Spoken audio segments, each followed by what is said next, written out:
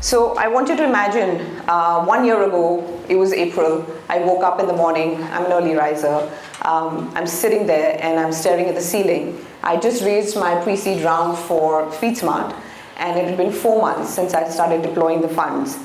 And I'm sitting there and I have acute anxiety. Now, anxiety comes in many forms with many people, but for women especially, our cortisol levels, they start to skyrocket. And it can, it's sort of an anxiety that makes you feel nauseous because you're trying to control, but you don't have an idea of what's happening next because you're in such deep trenches of uncertainty.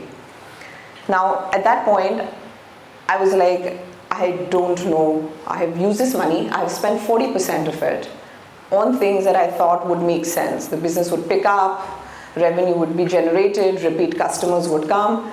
None of it happened, okay? And I'm 40% down of my fundraise, and I have absolutely no idea what to do. So I'm like, okay guys, this is what I'm gonna do. I'm gonna go for a run. I'm gonna train, because that's what I know what to do with all that energy. So we think that entrepreneurship is so glamorous, right? It's the best thing that can happen to you. You've got control of your time and you're building something and it's like, wow, wow, wow. But what you don't really realize that it is the loneliest race that you can ever, challenge yourself to, because there is no one. There is just you and your mind. That's it, right?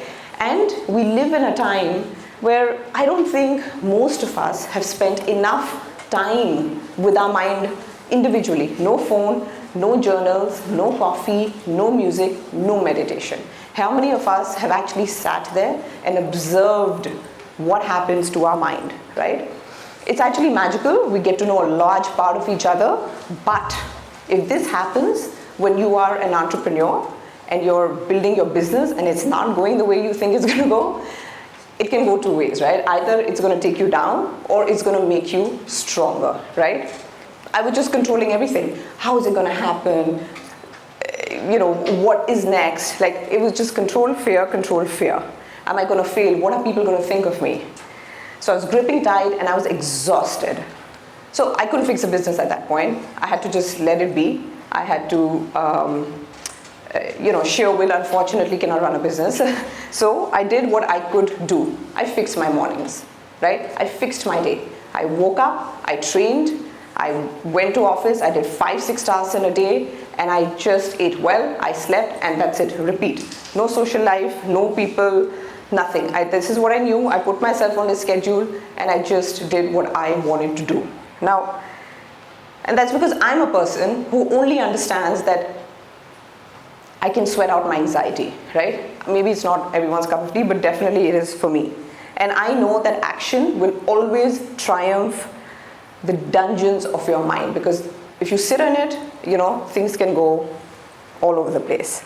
So training, showing up for myself, being unapologetically selfish, something that we're not taught, right? Especially as women, is what I decided to do. And in this process, and I was so deep into it that when my daughter's 5 now, when she would wake up and I would have to go train, I would actually leave her and she'd start crying. Now I know all your mamas out here must be like, oh my God, but it's what I needed at that time. I cannot give her love if I don't give what my body and what my mind needed. Yep, I took what uncertainty had chipped away and I rebuilt myself, and what came out of it was self-trust, right? The thing is that this formula always works. Do hard things. Things that make you really uncomfortable, that make you feel like, oh my God, why am I doing this? What's on the other side is resilience. And what happens is when you start doing hard things repeatedly, you fundamentally change. You go from scarcity to abundance. And that switch, that energy change is the real, is you building your resilience. In my dear endeavor to do hard things, I heard of Hyrox. So I said, okay, let's sign up. Let's see what this is about. How hard can it be? Believe you me, okay, 10 minutes into my first week, I was like, oh my God, I am going to die.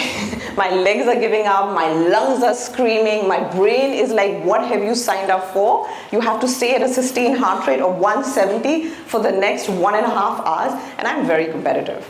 I don't just race to finish, I race to win, right? So I'm just like, oh my God, what is going on? And this has happened in every race up. It's not like it was the first race.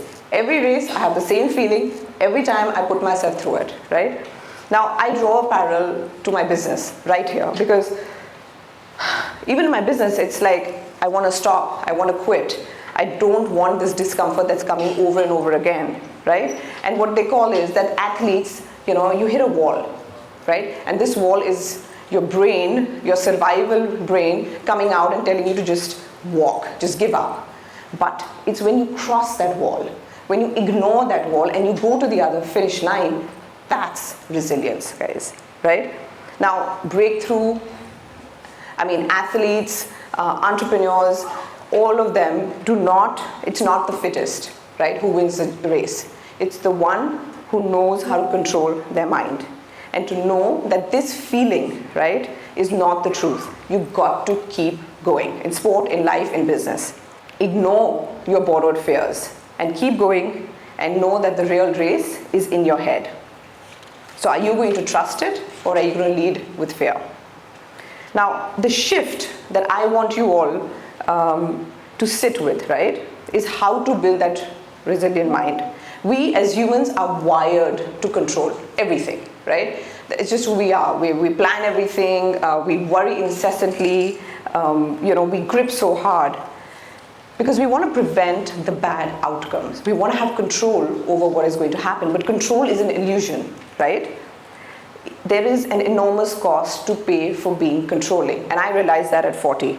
The opposite of control is not chaos, okay? The opposite of control is faith and is trust. You need to trust the process. You need to trust the universe. You need to trust that you are going to be okay, and that whatever happens is going to be aligned with who you're meant to be, even if it's not what you expected, okay? So control versus trust. Generally, what happens before you level up, right? Now, once you've started understanding this journey of being uncomfortable, doing hard things, growing in it, and the energy in you starts to shift, right? There is the storm before the light, where we call it the cost of greatness, right?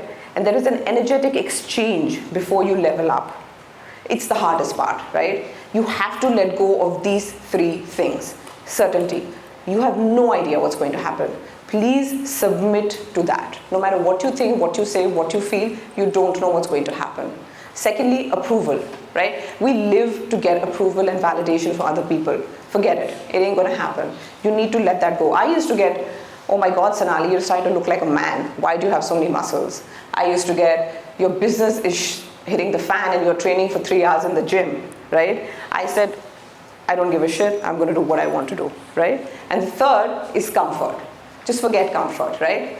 Just get used to being uncomfortable and you'll see the magic happen.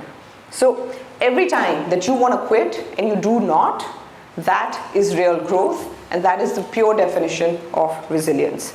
So now we're 1 year later in April 2026.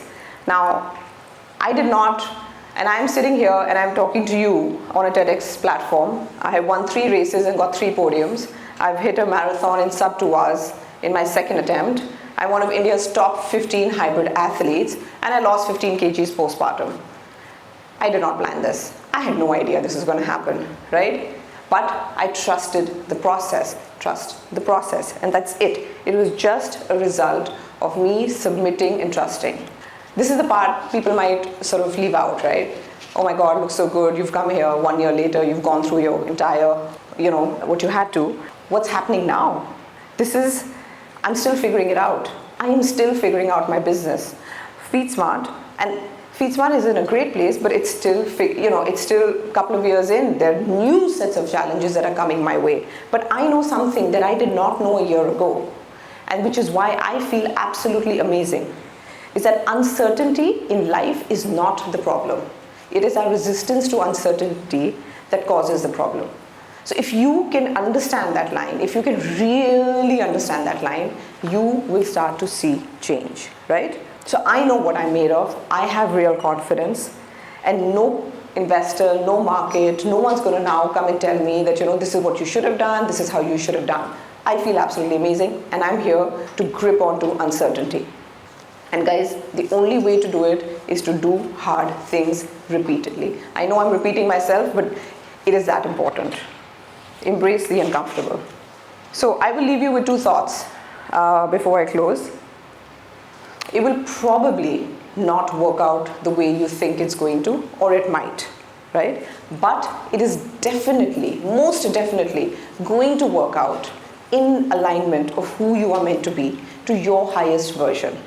More than happy to chat and more than happy to understand what is the race that is happening in your head right now, and are you ready to stop controlling and start trusting? Thank you.